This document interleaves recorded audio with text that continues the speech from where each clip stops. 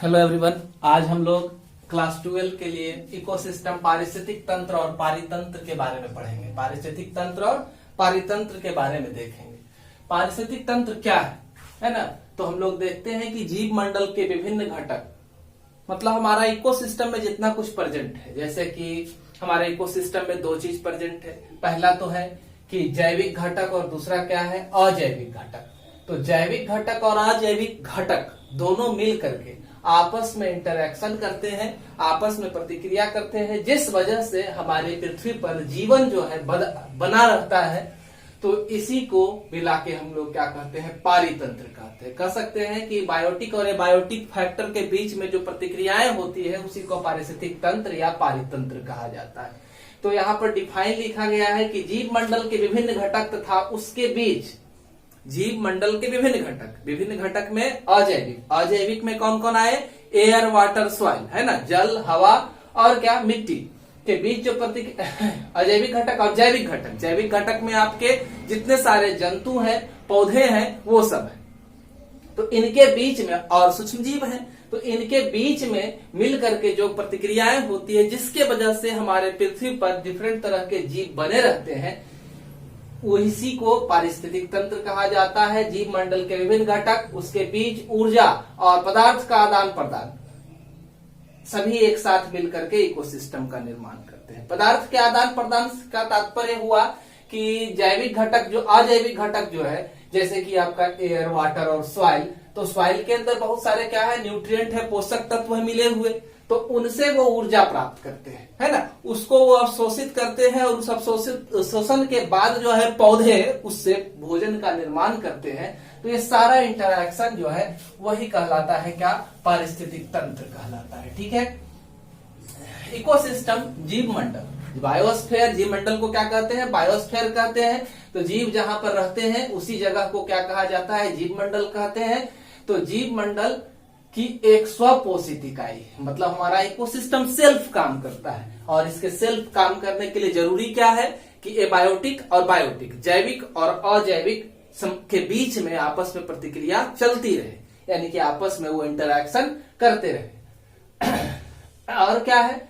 संरचनात्मक और कार्यात्मक इकाई। इकोसिस्टम जैव मंडल की स्वपोषित, संरचनात्मक और कार्यात्मक। स्वपोषित अपने से ऊर्जा प्राप्त करने वाली, संरचनात्मक पूरी पृथ्वी का निर्माण करती है, और जब निर्माण करती है इसी से बनी हुई सारे कार्यों को ये संपन्न करती है ना। और यह ऊर्जा के लिए इकोसिस्टम हर हालत में, इकोसिस्टम का जब निर्माण होगा तो ऊर्जा का एक अल्टीमेट सोर्स कौन है? सन है ना। सभी जीवों को ऊर्जा कहां से प्राप्त होती है? सन से ही प्राप्त होती है, डायरेक्टली या फिर इनडायरेक्टली। जैसे कि देखें, एक हरा पौधा है, भोजन के लिए वह सूर्य के प्रकाश को अवशोषित करता है, बदले में स्टार्च का निर्माण करता है। उस स्टार्च को वह अपने फल और फूल में जमा करता है, और फिर जो हेट्रोट्रॉफिक है, विषमपोषी है, वो ऊर्जा के लिए इन पौधे का भक्षण करते हैं, है ना। उनके पास संचित ऊर्जा पहुंच जाती है, और फिर मांसाहारी जीव उन जीवों को, शाकाहारी जीवों को भक्षित करते हैं, जिससे कि सौर ऊर्जा उनमें स्थानांतरित होती है। तो इस तरह से ऊर्जा का चक्र चलता है। तो कह सकते हैं कि अल्टीमेट सोर्स जो ऊर्जा का है वो कौन सा है? सन है। सन से ही ऊर्जा की प्राप्ति होती है। ठीक है। इकोसिस्टम के कंपोनेंट को देखेंगे, किससे मिलकर के बना हुआ है इकोसिस्टम। तो इकोसिस्टम में अभी हम लोग देखे दो कंपोनेंट है, एक बायोटिक और दूसरा क्या? एबायोटिक। जो इसी को कहते हैं जैविक, और वह क्या कहलाएगा? अजैविक। ये हो गया आपका जैविक, और ये है अजैविक। ठीक है। तो जैविक में आप क्या देख रहे हैं? अभी समझाया गया कि ऑटोट्रॉफिक माने स्वपोषी। स्वपोषी में कौन आते हैं? तो हरे पौधे मुख्य रूप से आते हैं। ये अभी हम जानते हैं कि स्वपोषी में हरे पौधे के अलावा, है ना, बहुत सारे सूक्ष्मजीव भी आते हैं, तथा क्या कुछ रसायनों को तोड़ करके ऊर्जा बनाने वाले जीवाणु हैं, जो कि रसायन को तोड़ करके अपने ऊर्जा का निर्माण करते हैं। तो ये ऑटोट्रॉफिक मुख्य रूप से हम लोग किसको देख रहे हैं? प्लांट को। दूसरा हेट्रोट्रॉफिक में जितने सारे एनिमल्स हैं और माइक्रो ऑर्गेनिज्म है, वो सब किस में आ जाएंगे? हेट्रोट्रॉफिक में आ जाएंगे, है ना। माइक्रो और कुछ ही माइक्रोस जो होते हैं ऑटोट्रॉफिक, बाकी माइक्रोस जो होते हैं, सूक्ष्मजीव जिसे कहते हैं, माइक्रो ऑर्गेनिज्म जिसे कहते हैं, वो क्या होते हैं? हेट्रोट्रॉफिक होते हैं। ये जो इकोसिस्टम पारिस्थितिक तंत्र है, पारितंत्र है, इस शब्द का सबसे पहले प्रयोग जो है सर एजी टेंसले ने 1935 में किया था। कब? 1935 में सर एजी टेंसले ने इसका प्रयोग किया था। ये हम लोगों ने देखा किसको? तो इकोसिस्टम के कंपोनेंट, इसके कौन कौन से भाग है, किससे मिलकर के बना हुआ है, किसके बीच में इंटरैक्शन होता है, उसको हम लोगों ने देखा। अब नीचे चलते हैं इकोसिस्टम के टाइप की ओर। इकोसिस्टम का मुख्य भाग कौन कौन है? तो इकोसिस्टम दो प्रकार के होते हैं, एक प्राकृतिक रूप से पाया जाने वाला नेचुरल, और दूसरा आर्टिफिशियल रूप से हम लोगों के द्वारा मानव निर्मित, है ना, हम लोगों के द्वारा बनाया हुआ आर्टिफिशियल। तो नेचुरल में कौन कौन है? टेरेस्ट्रियल। टेरेस्ट्रियल किसे कहते हैं? स्थलीय, है ना, और एक्वेटिक जलीय। तो टेरेस्ट्रियल में कौन कौन है? स्थलीय में कौन कौन सा प्राकृतिक हमारा पारितंत्र है? तो सबसे पहला ग्रासलैंड, घास का मैदान है। दूसरा कौन सा है? डिजर्ट है। तीसरा कौन सा है? फॉरेस्ट है, जंगल है ना। ये सब जो है तीन भाग है हमारे प्राकृतिक इकोसिस्टम के, ठीक है। उसके बाद एक्वेटिक। एक्वेटिक में जलीय है। जलीय दो तरह के होते हैं, एक फ्रेश वाटर और दूसरा मैरीन वाटर। फ्रेश वाटर मतलब मीठे पानी का स्रोत, और दूसरा मैरीन वाटर जो है नमकीन पानी का स्रोत। दो है, एक ओशियन है और सी है ना, महासागर और समुद्र। उसके बाद फ्रेश वाटर में देखते हैं दो तरह का है, एक लैंटिक और दूसरा क्या? लोटिक। लैंटिक का मतलब वैसा जल स्रोत जहां पानी स्थिर है, जैसे तालाब है ना, झील है, तो यहाँ पर पानी स्थिर है। दूसरी जगह फ्लोटिंग पानी में नदी हो गया, है ना, यहाँ पर पानी लगातार क्या होता है? चलता रहता है। तो इस जगह पर भी पारितंत्र का निर्माण होता है, वहां पर भी जीव जंतु आपस में रहते हैं और एबायोटिक फैक्टर से प्रतिक्रिया करते हैं। उसके बाद नेचुरल के बाद आते हैं आर्टिफिशियल की ओर। आर्टिफिशियल कृत्रिम हो गया, जिसे हम लोगों ने बनाया है, जैसे हमारा खेत, है ना, खलिहान, जहां पर हम लोग अपने मनपसंद फसल का उत्पादन करते हैं। तो यह आर्टिफिशियल, जो फसल को लगाएंगे वही उस क्षेत्र में पाया जाएगा। तो यह जो हो गया पारितंत्र तो है, लेकिन हमारे द्वारा बनाया हुआ, कृत्रिम है, प्राकृतिक नहीं। दूसरा है गार्डन, बगीचा, हमारा इच्छित पौधा वहां पर पाया जाता है। पार्क, जिसे हम लगाते हैं वही पौधा, बाकी को उखाड़ के फेंक दिया जाता है। एक्वेरियम, हम लोग अपने इच्छित जलीय जीवों को इसमें रखते हैं। तो ये हो गया आपका इकोसिस्टम का टाइप, कितना तरह का। अब इकोसिस्टम के टाइप के बाद हम लोग चलते हैं पारिस्थितिक तंत्र की संरचना और उसके कार्य को समझते हैं कि यह कैसा होता है, किस तरह से यह कार्य करता है। तो पारिस्थितिक तंत्र की संरचना में तो हम लोगों ने देखा कि दो फैक्टर है, इसके दो घटक है, जिससे मिलकर के इकोसिस्टम बना है, बायोटिक और एबायोटिक। एबायोटिक जो अजैविक है उसको हम लोगों ने क्या कर दिया है? तो उसको बांट दिया गया है, किसमें? फिजिकल में, न्यूट्रिएंट में और जलवायु संबंधी कारक में। एबायोटिक कारक तीन प्रकार के हैं, फिजिकल में आपका एयर, वाटर और सॉइल। इसी को इलाबोरेट किया गया है यहाँ। तो फिजिकल में एयर, वाटर और सॉइल आ गया। इसी का दूसरा भाग जो है एबायोटिक का, वो कौन सा है? तो न्यूट्रिएंट है। तो न्यूट्रिएंट में कौन आता है? एबायोटिक का पहला भाग में फिजिकल और न्यूट्रिएंट है। तो न्यूट्रिएंट जो आपका है दो तरह का है, कार्बनिक है और अकार्बनिक है।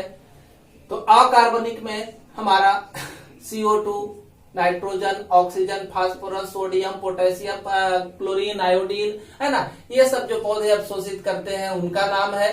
दूसरा है कार्बनिक पदार्थ। कार्बनिक में कार्बोहाइड्रेट, प्रोटीन, वसा, ये सब जो है ह्यूमस, ये सब जो है पारिस्थितिक तंत्र के अंग है। अगर ये जंतुओं को नहीं मिलेगा तो जंतुओं का जीना मुश्किल हो जाएगा, ये पौधे को नहीं मिलेगा तो उसका जीना मुश्किल हो जाएगा। इसी तरह से ये सब जो है हमारे प्रोड्यूसर के लिए अति आवश्यक है। इसी के द्वारा प्रोड्यूसर जो है भोजन का निर्माण कर सकता है। जलवायु संबंधी कारक है, जो कि जीवों को निर्धारित करता है किसी पारिस्थितिक तंत्र को कितना मजबूत, कितना घना बनाना है। इसके लिए जलवायु संबंधी कारक काफी आवश्यक है। जैसे प्रकाश, सूर्य के प्रकाश की उपस्थिति अति आवश्यक है ना। सूर्य का प्रकाश अगर नहीं रहेगा तो उस जगह पर पाए जाने वाले पौधे में क्या होगा? प्रकाश संश्लेषण की प्रक्रिया बाधित हो जाएगी, प्रकाश संश्लेषण रुक जाएगा। और प्रकाश संश्लेषण के रुक जाने की स्थिति में क्या होगा कि दूसरे जितने सारे उपभोक्ता हैं जो हरे पौधे पर आश्रित थे, उन्हें भोजन मिलना बंद हो जाएगा। तो प्रकाश, सूर्य का प्रकाश अति आवश्यक है प्रकाश संश्लेषण के लिए। प्रकाश संश्लेषण जो है दूसरे जीवों को भोजन प्रदान करेगा। दूसरा तापक्रम। हम जानते हैं अलग अलग जीवों के शारीरिक बनावट जो होती है अलग अलग होती है, और अलग अलग होने की वजह से वो जीव अलग अलग वातावरण में अपने आप को ढाल पाते हैं और वहीं रह पाते हैं।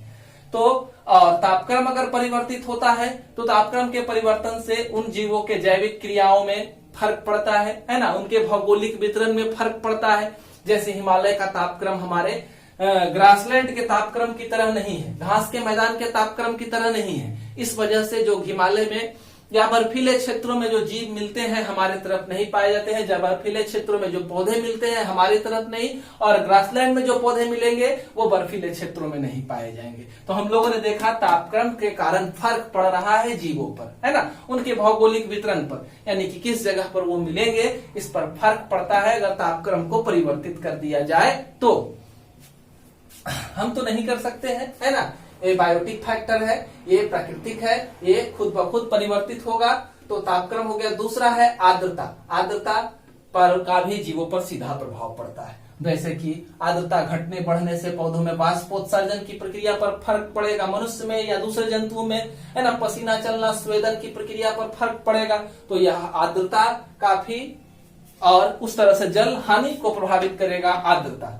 तीसरा अगला जो है बायोटिक, जैविक को हम लोग देखते हैं, जैविक कारक को देखते हैं। तो जैविक कारक को 3 वर्ग में बांटा गया। पहला है इसमें उत्पादक, प्रोड्यूसर, है ना।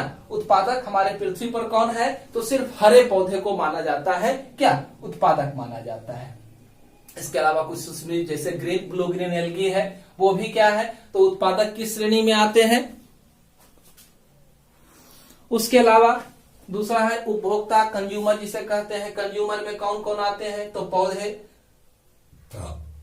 कंज्यूमर में कौन कौन आते हैं, वैसे जीव आते हैं जो पौधे और उसके उत्पाद को खाते हैं, है ना। कंज्यूमर में कौन कौन आएंगे, वैसे जीव आएंगे जो पौधे और उसके उत्पाद को खाने का काम करते हैं। तीसरा है उपभोक्ता हो गया, है ना, यानी कि उपभोक्ता डायरेक्टली या इनडायरेक्टली जो है डिपेंड होते हैं किस पर, प्रोड्यूसर पर। अपने भोजन के लिए, अपने पोषक तत्वों के लिए कंज्यूमर जो है डायरेक्टली या इनडायरेक्टली डिपेंड होंगे किस पर, तो प्रोड्यूसर पर डिपेंड होंगे, उत्पादक पर डिपेंड होंगे।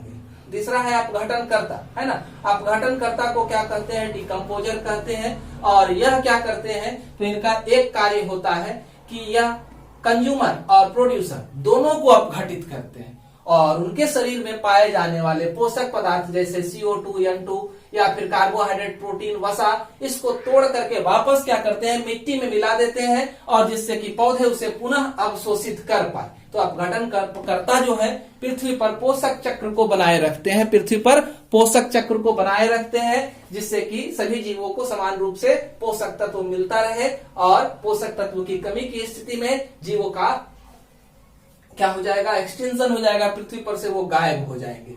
तो अपघटनकर्ता में जीवाणु, कवक और प्रोटोजोआ, बैक्टीरिया, फंगी और प्रोटोजोअन, ये 3 आते हैं अपघटनकर्ता की श्रेणी में।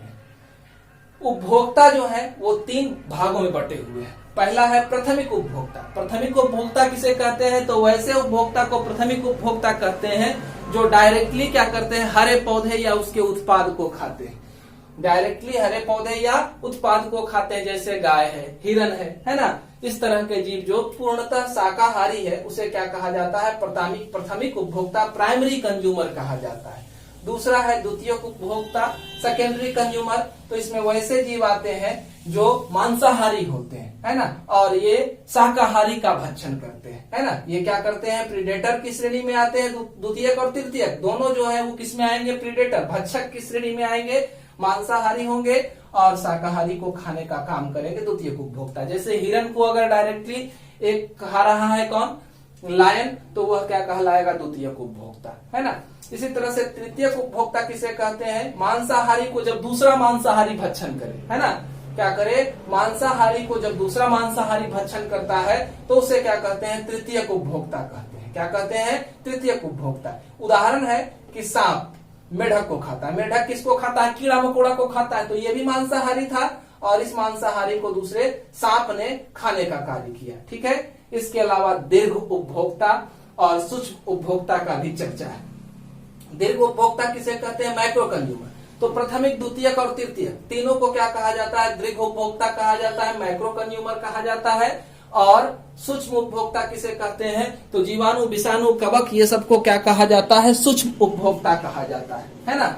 ये माइक्रो कंज्यूमर के अंतर्गत आते हैं। ठीक है। इसके बाद अगला टॉपिक जो होगा हम लोगों का वो क्या होगा?